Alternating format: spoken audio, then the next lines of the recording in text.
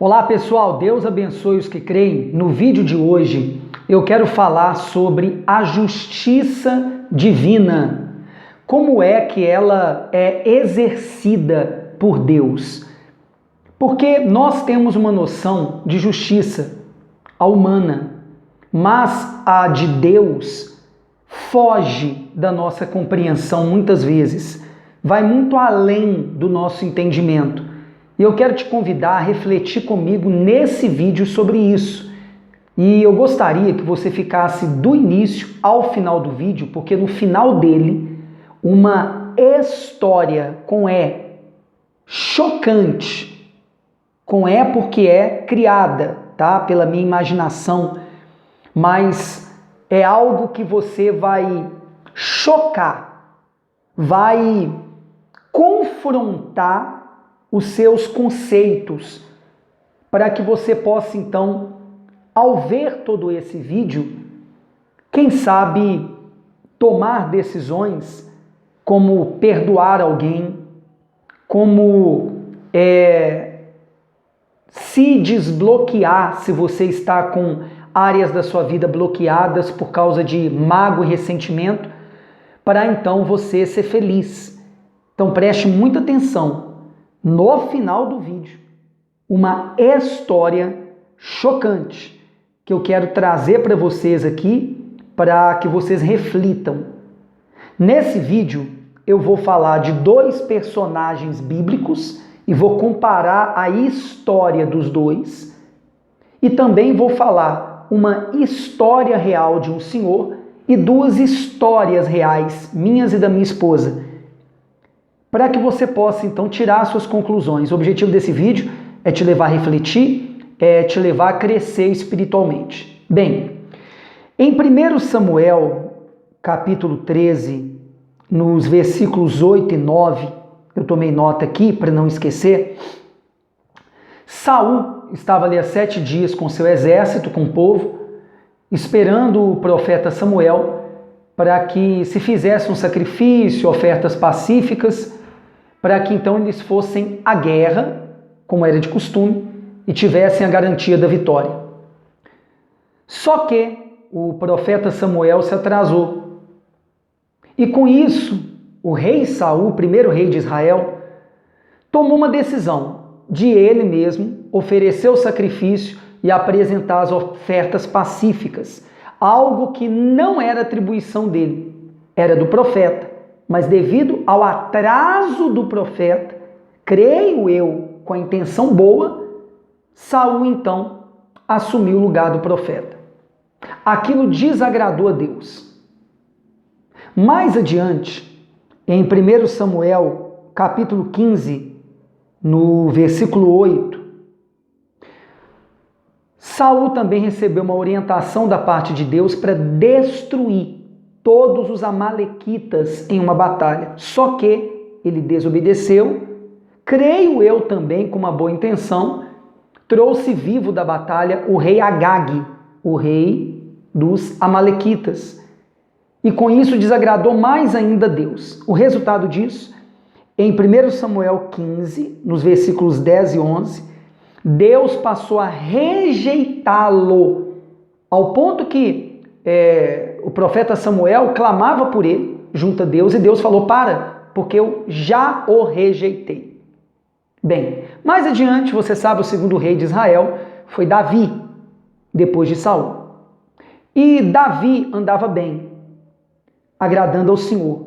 Porém, em 2 Samuel, no capítulo 11 ali em diante, começa a falar de um pecado grotesco de Davi. Adultério com Batseba, que era casada com Urias, um homem de confiança dele. E o assassinato dele, do Urias. Porque depois de ter cometido esse adultério, ele também criou uma emboscada, num campo de batalha para Urias, para que ele fosse morto.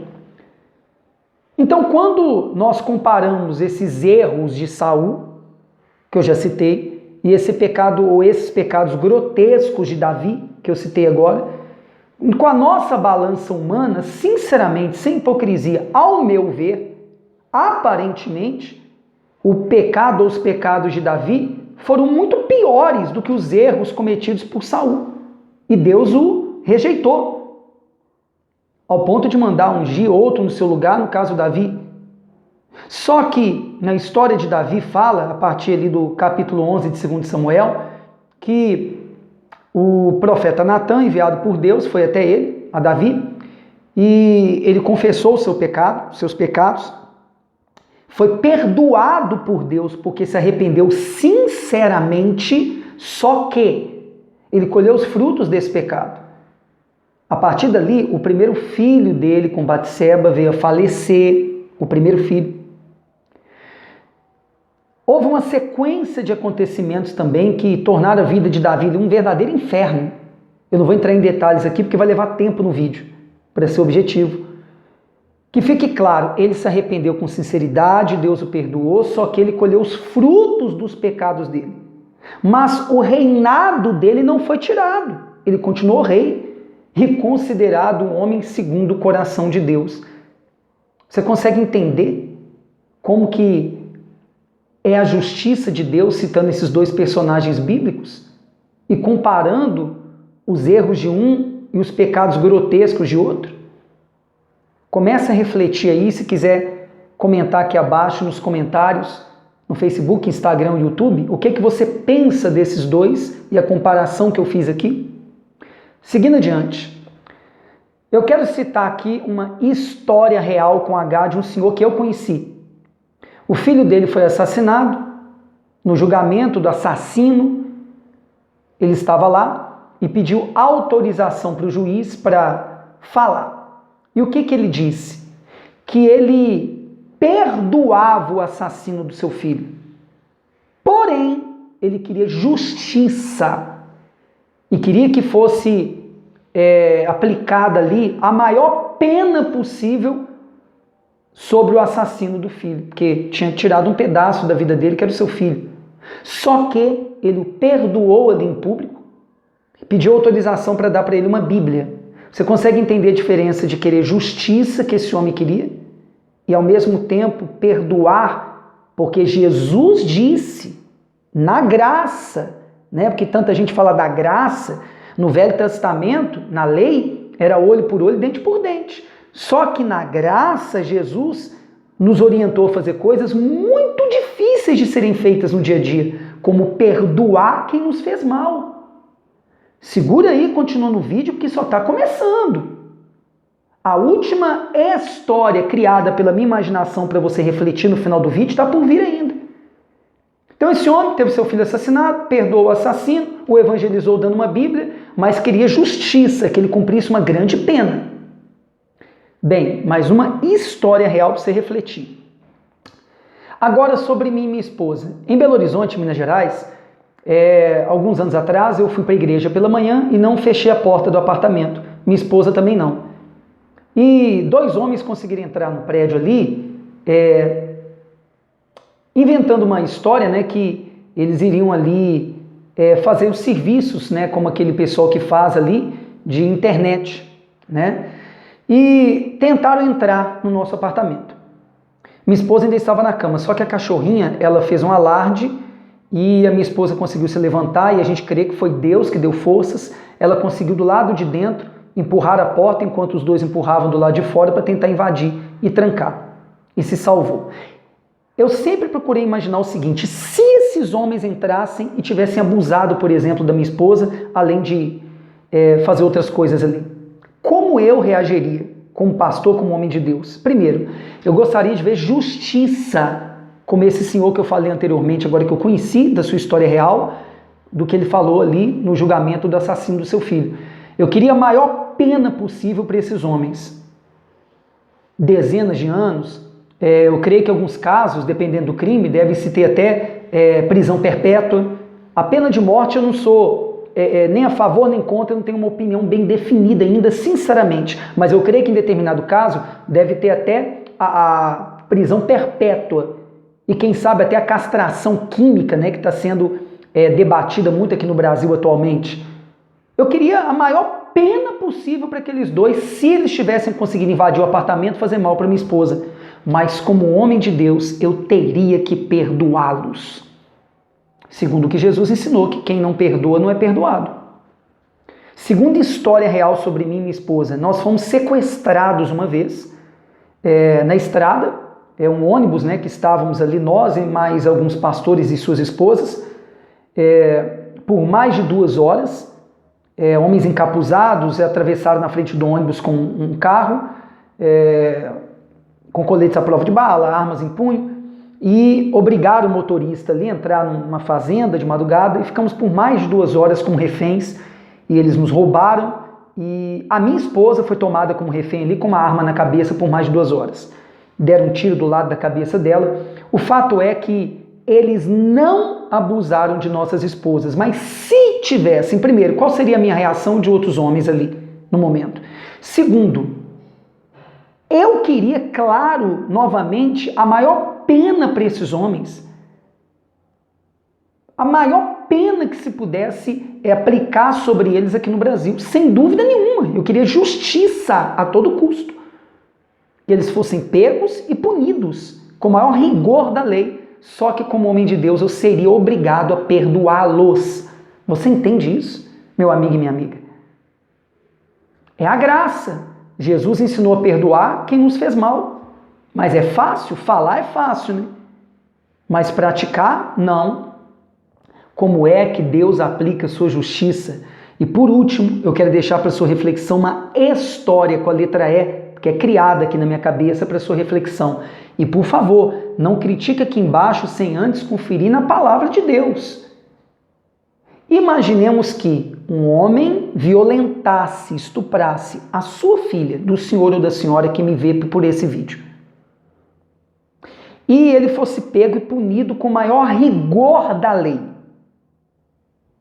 E cumprisse a pena dele, toda, e se arrependesse sinceramente lá dentro do presídio e se entregasse para Jesus e quando saísse de lá até começasse a pregá-lo para as pessoas. Como você reagiria, o senhor e a senhora? Porque, segundo a Bíblia, não é uma opinião minha, e esse vídeo eu sei que o tema é pesado, é delicado, mas é para nossa reflexão sobre como que Deus aplica a sua justiça. Esse homem abusou, ele estuprou a sua filha. Imagine essa situação, meu amigo e minha amiga. E cumpriu toda a sua pena e se arrependeu sinceramente lá no presídio e quando saiu de lá começou até a pregar sobre Jesus. Sabia que se o senhor ou a senhora, depois de ele ter cumprido a sua pena e sinceramente se arrependido, e começasse até a pregar Jesus. Se o senhor e a senhora se mantivesse com mágoa, ressentimento desse homem, que fez mal para sua filha, mas que foi punido segundo a lei do homem e teve o perdão de Deus porque se arrependeu com sinceridade. Segundo a lei de Deus, se o senhor ou a senhora morresse com mágoa e ressentimento dele, você teria a punição da morte eterna, o inferno. E ele se morresse arrependido, regenerado pelo sacrifício de Jesus, mesmo depois desse crime brutal, grotesco, que nem os detentos admitem. Eu já fui responsável de trabalho no sistema prisional, vivia diariamente ali dentro de presídios, eu sei o que estou falando, nem eles aceitam, mas se Deus o perdoou e ele morresse arrependido sinceramente, ele seria salvo. E quem guardou mágoa e ressentimento dele sofreria com a pena da morte eterna. Você concorda com isso? Comenta aqui abaixo, segundo a palavra de Deus, que é a minha regra de fé, e quem sabe a sua, essa é a realidade.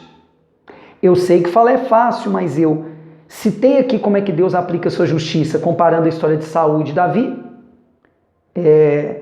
São figuras bíblicas, né, que viveram e que a Bíblia fala sobre eles. Falei da história real do Senhor que eu conheci e 2 histórias reais, minhas e da minha esposa. E agora falei dessa história que eu criei aqui com a minha imaginação para nossa reflexão. E aí, o que o senhor ou senhora você pensa sobre isso? Comenta aqui abaixo no vídeo, principalmente no YouTube, para que a plataforma entenda que esse vídeo for relevante para você, indique para outras pessoas que buscam o mesmo conteúdo e a gente consiga impactar vidas com esse conteúdo, com o máximo de compartilhamentos, seus também, né, além da indicação do YouTube para as pessoas que buscam vídeos como esse. Você pode compartilhar no WhatsApp, Facebook, Instagram, em grupos que você participa. E por favor, em forma de gratidão, patrocina o meu canal. É só se inscrever aqui abaixo, ativar o 3º sininho de cima, o primeiro, para todas as notificações, para receber o aviso dos próximos vídeos como esse, se você gostou do conteúdo. Dá seu like aí, por favor. E se você quer ajudar num trabalho evangelístico que está começando, cerca de um ano eu estou recomeçando o meu ministério, estou comprando cadeiras de plástico para poder a gente colocar no local que a gente está negociando ainda para alugar, para ganhar almas para o reino de Deus. Você quer saber mais informações sobre isso? Aqui acima nos cards tem um vídeo que eu explico bem e presto conta das primeiras doações, das primeiras pessoas, do que fizemos com elas. Aqui abaixo do vídeo tem a conta do Banco do Brasil, que é provisória, que nós estamos usando para doações daqueles que querem nos ajudar a ganhar almas, até a gente ter a conta definitiva do CNPJ da instituição que vamos abrir, né, para fazermos esse trabalho, para transformarmos vidas com a palavra de Deus. E logo abaixo também tem um link do Apoia-se, que você clicando nele, por meio do cartão de crédito ou do boleto, você também pode fazer suas doações. Se você quer transferir o seu dízimo ou a sua oferta, segundo o que o Espírito Santo tocar em você, cada cadeira é R$30, 2 é 60, 3,90. Se é o dízimo ou uma oferta para comprar essas cadeiras, eu sugiro a conta aqui do Banco do Brasil, tá? Depósito, transferência. Se você quer fazer uma doação ali, aí você pode ir através do cartão de crédito ou boleto no link do Apoia-se que está aqui abaixo, tá bom? E se você quiser um livro para se fortalecer, se você estiver passando um deserto pessoal, estiver recomeçando a sua vida depois dos 40, como eu recomecei de um ano para cá, aqui abaixo também tem o link do meu livro, O Recomeço, Vivendo pela Fé. É bem acessível, entra lá para ver. Não se trata da minha história, mas da história de muitas pessoas que estão recomeçando as suas vidas depois dos 40. Tenho certeza que vai te ajudar. Forte abraço, até um próximo vídeo. Que todos os que creem sejam abençoados. E não esquece de fazer seu comentário do que você acha sobre o que eu falei aqui no vídeo de hoje. Até um próximo encontro.